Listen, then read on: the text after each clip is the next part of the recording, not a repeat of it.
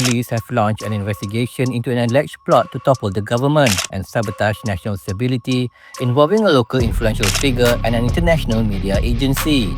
Oke, dua kabar yang cukup gacor. Nah, yang pertama kali ini datang dari tetangga kesayangan kalian. Siapa lagi kalau bukan negeri jiran Malaysia. Di mana baru-baru ini mereka heboh nih bos. Katanya ada rencana penggulingan pemerintahan Malaysia saat ini, PM Anwar Ibrahim.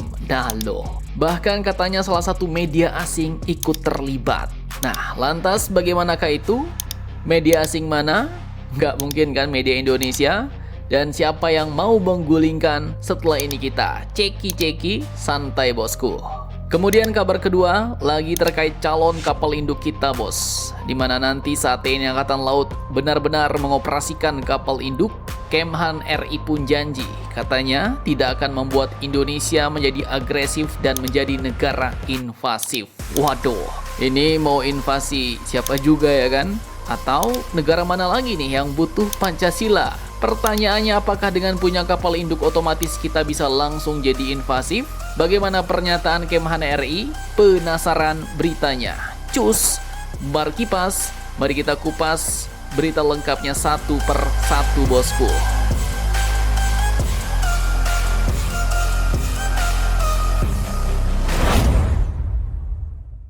Oke, yang pertama kita bahas tetangga kesayangan kalian bos, jiran Malaysia. Jadi pada 27 Februari 2026 kemarin, Kuala Lumpur mendadak panas nih. Bukan karena cuaca atau kebakaran lahan gambut ya, tapi lagi-lagi karena isu politik yang meledak bos. Tak main-main admin kutip dari banyak sumber berita berikut, yang mana sumber utamanya sepertinya adalah media Reuters bos. Diketahui bahwa baru-baru ini Inspektur Jenderal Polisi Malaysia, Muhammad Khalid Ismail, telah resmi mengumumkan bahwa aparat kini sedang menyelidiki dugaan konspirasi untuk menggulingkan pemerintahan Malaysia PM Anwar Ibrahim. Lokasinya di Pusat Komando Keamanan Malaysia Bukit Aman, bos.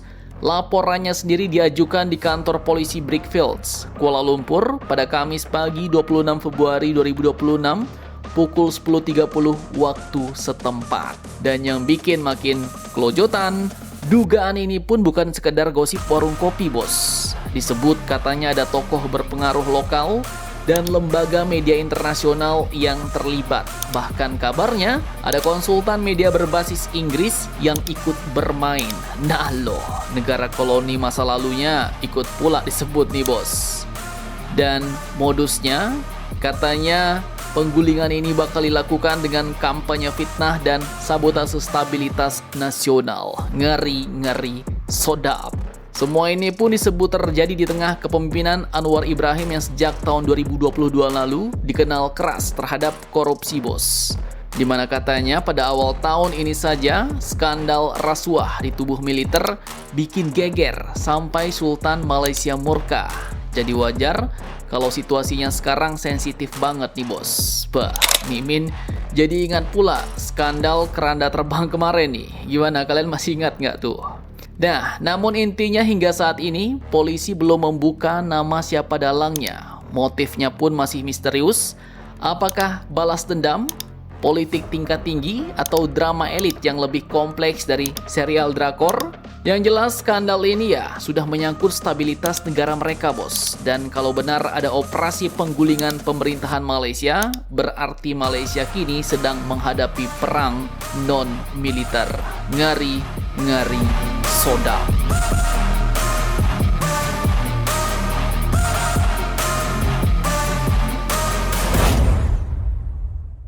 Oke, lanjut kabar kedua. Baru-baru ini lagi Kemhan RI mengungkapkan satu hal penting bos, bahwa rencana kepemilikan kapal induk Indonesia bukan untuk menginvasi negara lain.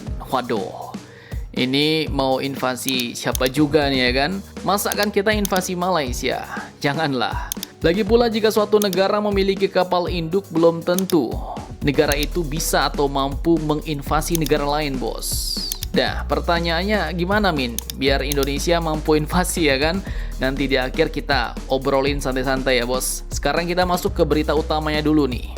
Hal ini pun diungkapkan langsung oleh Kepala Biro Informasi Pertahanan Kemenhan, yaitu Brigjen TNI Riko Ricardo Sirait di Menteng, Jakarta Pusat, pada Rabu 25 Februari 2026 kemarin. Katanya, itu kedepannya tidak ada niatan dari bangsa kita, bangsa Indonesia, dengan memiliki kapal induk seperti ini bersifat agresif. Itu tidak ada. Jadi, tidak ada sifat invasif, ujar beliau. Kemudian ditekankan juga bahwa Indonesia menganut konsep defensif aktif, bukan ekspansionisme. Artinya, kapal induk ini bukan simbol agresi, bos, melainkan alat pendukung stabilitas dan kemanusiaan.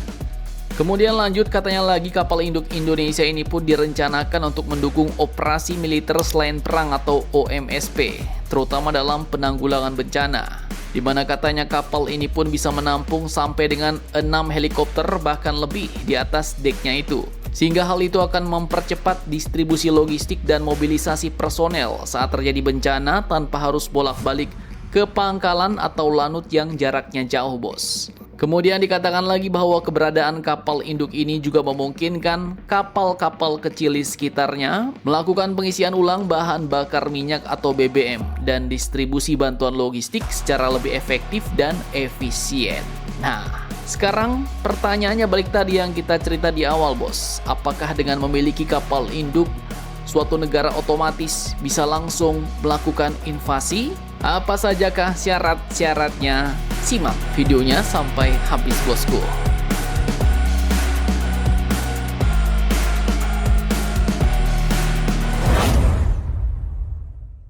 Oke, jadi ini jawabannya ya, ibarat kalian punya mobil sport, bos. Mobil balap, mobil Lamborghini lah. Apakah bisa dipakai untuk menang balapan liar? Ya, jawabannya jelas bisa, bos. Tapi balik lagi, berani nggak menghadapi konsekuensinya? Entah itu ditangkap polisi lah, mobil disita lah, nggak ada backingan kuat ya kan? Yang ada ya amsyong, rugi bandar, bos. Dan kalau pemiliknya taat aturan ya bakal tetap dipakai sesuai hukum, bayar pajak dan patuhi rambu lalu lintas. Nah, begitu juga dengan kapal induk, bos. Jadi, alat atau kapal induk ini tidak menentukan niat politik. Yang menentukan adalah doktrin pertahanan dan keputusan politik negara itu sendiri. Dan jangan kalian kira invasi itu mudah, bos. Tinggal invasi ya kan, nggak gitu. Invasi itu jauh lebih kompleks, ribet, bos. Dimana untuk melakukan invasi suatu wilayah, maka sebuah negara butuh armada amfibi besar, meliputi kapal-kapal pendarat pasukan, dan juga armada kendaraan tempur yang kuat, bos. Nah, kalau kita invasi pakai tank AMX-13, waduh, ntar diketawain pula ya kan?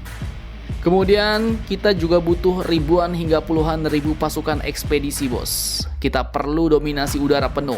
Nah, ini Rafale kita aja baru datang 3 biji ya kan? Kemudian kita nggak punya pesawat AWACS pula. Lanjut, kemudian kita juga harus siap logistik jangka panjang. Nah, logistik kita nih siap nggak? Jangan pula pas mau dipakai spare partnya nggak ada ya kan? Dan yang terakhir tadi masalah backingan. Ini maksudnya dukungan politik dan legitimasi internasional. Jadi kalau kita tiba-tiba mau invasi terus nggak ada yang dukung, kemudian diamuk ke semua negara, kena sanksi, ditambah lagi inflasi gila-gilaan kayak di Iran, nanam ubi kita, bos. Nah, jadi bagaimana menurut kalian tentang hal ini? Jangan lupa komentar, tetaplah kalian barbar dan jangan santuy terus demi Indonesia tangguh. Salam Indomax, Indo Magazines.